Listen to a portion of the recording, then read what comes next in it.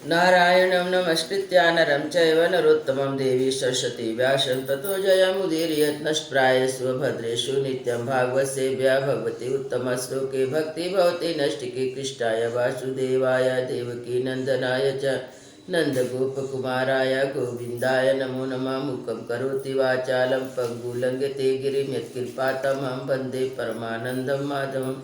श्री चैतन्येश्वरम श्री गुरुदीनतारिणम श्रीमद्भागवत महापुराण छठा स्कंद अध्याय 18 अदिति और दिति की संतानों तथा मरुदगढ़ की उत्पत्ति का वर्णन। श्री सुखदेव जी कहते हैं, परीक्षित, सविता की पत्नी ऋषि के गर्भ से 8 संतान हुई। सावित्री, बृहति, त्रयी, अग्निहोत्र, पशु, सोम, चतुर्मास और पंच महायज्ञ। भक्त की पत्नी सिद्धि ने महिमा, विभु, प्रभु ये 3 पुत्र और आशीष नाम की एक कन्या उत्पन्न की। यह कन्या बड़ी सुंदरी और सदाचारिणी थी। धाता की 4 पत्नियां थीं, कुहू, सिनीवली, राका और अनुमति। उनसे क्रमशः स्वयं, दर्श, प्रातः और पूर्णमास से 4 पुत्र उत्पन्न हुए। धाता के छोटे भाई का नाम था विधाता। उनकी पत्नी क्रिया थी। उससे पुरुष नाम के 5 अग्नियों की उत्पत्ति हुई। वरुण जी की पत्नी का नाम चरसड़ी था। उसने भृगु जी ने पुनः जन्म ग्रहण किया। इससे पहले वे ब्रह्मा जी के पुत्र थे। महायोगी वाल्मीकि जी भी वरुण के पुत्र थे। वाल्मीकि से पैदा होने के कारण उनका नाम वाल्मीकि पड़ गया था। उर्वशी को देखकर मित्र और बड़ू दोनों का वीर्य स्खलित हो गया। उसे उन लोगों ने घड़े में रख दिया। उसी से मुनिवर अगस्त और वशिष्ठ जी का जन्म हुआ। मित्र की पत्नी थी रेवती। उसके 3 पुत्र हुए, उत्सर्ग, अरिष्ट और पिपलत। प्रिय परीक्षित, देवराज इंद्र की पत्नी थी पुलोम नंदनी सची। उनसे हमने सुना है कि उन्होंने 3 पुत्र उत्पन्न किए, जयंत, ऋषभ और मीढ़वान। स्वयं भगवान विष्णु ही बलि पर अनुग्रह करके इंद्र का राज लौटाने के लिए माया से वामन के रूप में अवतीर्ण हुए। उन्होंने 3 पग भूमि मांगकर 3 लोक को नाप लिए। उनकी पत्नी का नाम था कीर्ति। उससे बृहच्छलोक नाम का पुत्र हुआ। उनके सौभग आदि कई संतान हुई।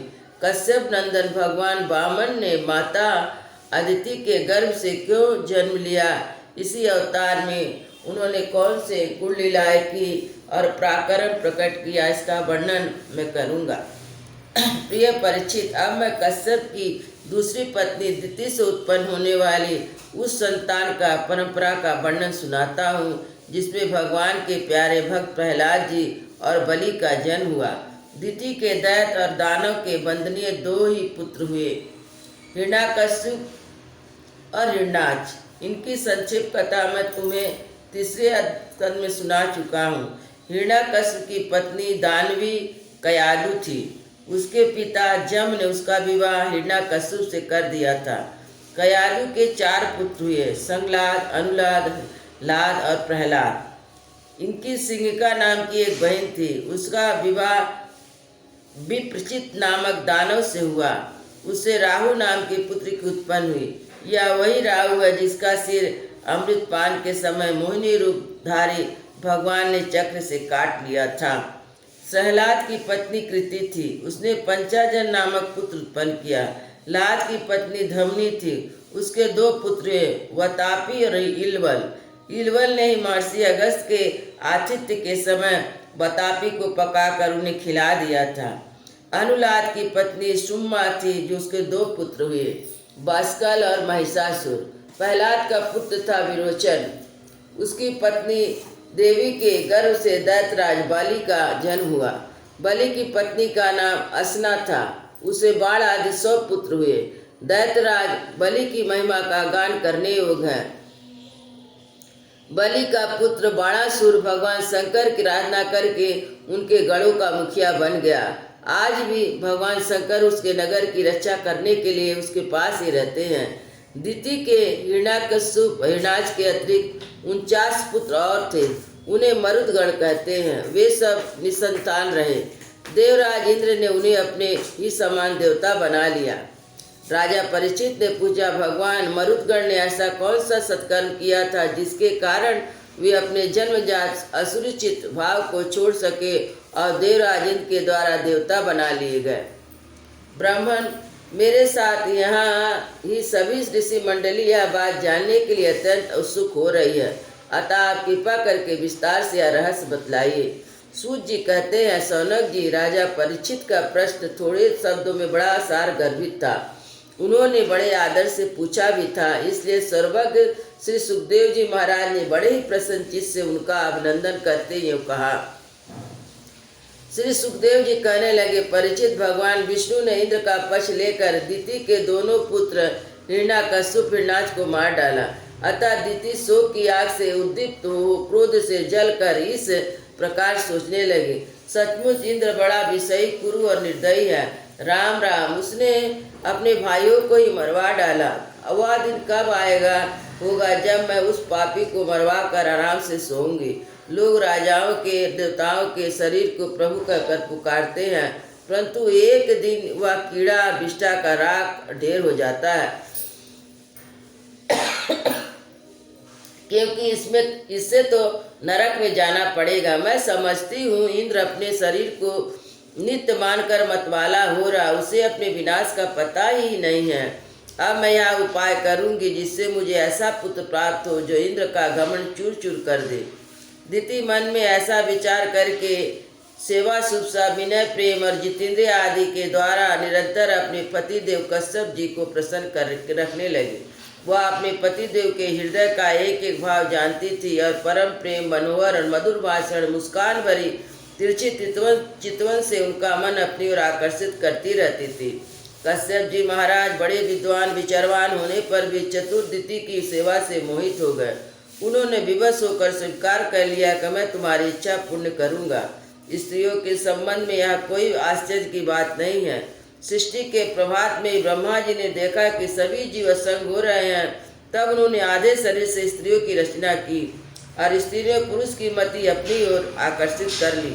हाँ, मैं कह रहा हूँ कि दिति ने भगवान कश्यप की बड़ी सेवा की, इससे उसमें बहुत प्रसन्न हुए। उन्होंने दिति का अभिनंदन करते हुए उसे मुस्कुरा कर कहा। कश्यप जी ने कहा, प्रिय, मैं तुम पर बहुत प्रसन्न हूँ, तुम्हारी जो इच्छा हो मुझसे मांग लो। पति के प्रसन्न हो जाने पर पत्नी के लिए लोक या परलोक में कौन सी वस्तु दुर्लभ है। शास्त्रों में यह बात स्पष्ट कही गई है कि पति स्त्रियों का परम आराध्य इष्ट है। प्रिय, लक्ष्मीपति भगवान वासुदेव समस्त प्राणियों के हृदय में विराजमान है। भिन्न भिन्न देवताओं के रूप में नाम रूप के भेद में उन्हीं की कल्पना हुई है। सभी पुरुष चाहे किसी भी देवता की उपासना करे, उन्हीं की उपासना करते हैं। ठीक वैसे ही स्त्रियों के लिए भगवान ने पति का रूप धारण किया, वे उनकी उसी रूप में पूजा करती है। इसलिए प्रिय, अपना कल्याण चाहने वाले पतिव्रता स्त्रियां अनन्य भाव से अपने पति देव की ही पूजा करती हैं, क्योंकि पति देव ही उनके परम प्रियतम आत्मा और ईश्वर हैं। कल्याणी, तुमने बड़े प्रेम भाव से भक्ति से मेरी वैसी ही पूजा की है। अब मैं तुम्हारी सब अभिलाषाएं पूर्ण कर दूंगा। असतियों के जीवन में ऐसा होना दुर्लभ है। दिति ने कहा, ब्राह्मण, इंद्र ने विष्णु के हाथ से मेरे 2 पुत्र मरवा कर मुझे निकुति बना दिया है, इसलिए यदि आप मुझे मुँह मांगा वर देना चाहते हो तो कृपा करके एक ऐसा अमर पुत्र दीजिए जो इंद्र को मार डाले। परीक्षित, दिति की बात सुनकर कश्यप जी खिन्न होकर पछताने लगे। वे मन ही मन कहने लगे, हाय हाय, मैंने मेरे जीवन में बहुत बड़े अधर्म का अवसर आ पहुँचा। देखो तो सही, अब मैं इंद्रियों के विषय में सुख मानने लगा हूँ। स्त्री रूपी माया ने मेरे चित्त को अपने वश में कर लिया। आज मैं कितना दीनहीन अवस्था में, अवश्य या मुझे नरक में गिरना पड़ेगा। इस स्त्री का कोई दोष नहीं है, क्योंकि इसने अपने जन्मजात स्वभाव का ही अनुसरण किया है। दोष मेरा है जो मैं अपनी इंद्रियों को अपने वश में ना कर सका, अपने सच्चे स्वार्थ और परमात्मा को ना समझ सका। मुझे मूढ़ को बार बार धिक्कार है। सच है, स्त्रियों के चरित्र को कौन जानता है। इनका मुँह तो ऐसा होता जैसे शरद ऋतु का खिला हुआ कमल। बातें सुनने में ऐसी मीठी होती है मानो अमृत घोल रहा हो, परंतु हृदय तो इनका बड़ा तीखा होता है, मानो छुरी की पैनी धार हो। इसमें संदेह नहीं है कि स्त्रियां अपनी लालसाओं की कठपुतली होती हैं। सच पूछो तो किसी को प्यार नहीं करती। अब मैं कह चुका हूँ कि तुम मांगोगे दूंगा, मेरी बात झूठी नहीं होनी चाहिए, परंतु इंद्र भी वध करने योग्य नहीं है। अच्छा, अब इस विषय में मैं युक्ति करता हूँ। प्रिय परीक्षित, स्वर सामर्थ कश्यप जी ने इस प्रकार मन मन अपनी भर्त्सना करके दोनों बात बनाने का उपाय सोचा। फिर तनिक रुष्ट होकर अदिति से कहा। कश्यप जी बोले, कल्याणी, यदि तुम मेरे बतलाए हुए व्रत का 1 वर्ष तक विधि पूर्वक पालन करोगी तो तुम्हें इंद्र को मारने वाला पुत्र प्राप्त होगा, परंतु यदि किसी प्रकार नियम में त्रुटि हो गई तो वह देवताओं का मित्र बन जाएगा। दिति ने कहा, ब्राह्मण, मैं उस व्रत का पालन करूंगी। आप बतलाइए मुझे क्या क्या करना चाहिए, कौन सा काम छोड़ना देना चाहिए, कौन सा काम ऐसे जिन्हें व्रत भंग नहीं होता। कश्यप जी ने उत्तर दिया, प्रिय, इस व्रत में किसी भी प्राणी को मन वाणी क्रिया के द्वारा सताए नहीं, किसी को साप या गाली ना दे, झूठ ना बोले, शरीर के न कर रोए ना काटे और किसी भी अशुभ वस्तु का स्पर्श ना करे, जल में घुसकर स्नान ना करे, क्रोध ना करे, दुर्जनों से बातचीत ना करे, बिना धुला वस्त्र न पहने, किसी की पहनी हुई माला न पहने, झूठा ना खाए, भद्रकाली का प्रसाद मांस युक्त अन्न का भोजन ना करे, शूद्र का लाया हुआ और रजसुला का देखा हुआ अन्न भी ना खाए, अंजलि से जलपान ना करे, झूठे मुंह बिना आचमन किए संध्या के समय बाल खोले हुए, बिना श्रृंगार के वाणी का संयम किए बिना और बिना चादर ओढ़े घर से बाहर ना निकले, बिना पैर धोए अपवित्र स्थान में गीले पांव से उत्तर या पश्चिम सिर करके दूसरों के साथ नंग अवस्था में तथा सुबह शाम सोना नहीं चाहिए। इस प्रकार इन निश्चित कर्मों का त्याग करके सर्वदा पवित्र रहे, धूला वस्त्र धारण करे और सभी सौभाग्य चिन्हों से सुसज्जित रहे। प्रातः काल कलेवा करने के पहले गाय, ब्राह्मण, लक्ष्मी जी और भगवान नारायण की पूजा करे। इसके पश्चात पुष्पमाला, चंदन आदि सुगंध द्रव्य, नैवेद्य और आभूषण आदि से सुहागिन स्त्रियों की पूजा करे। पति की पूजा करके उनकी सेवा में संलग्न रहे और यह भावना करे कि पति का तेज मेरी कोख में स्थित है। प्रिय, इस व्रत का नाम पुंसवन है। यदि 1 वर्ष तक तुम इस बिना किसी त्रुटि से पालन कर सकोगी, तुम्हारे कोख में इंद्रघाती पुत्र उत्पन्न होगा।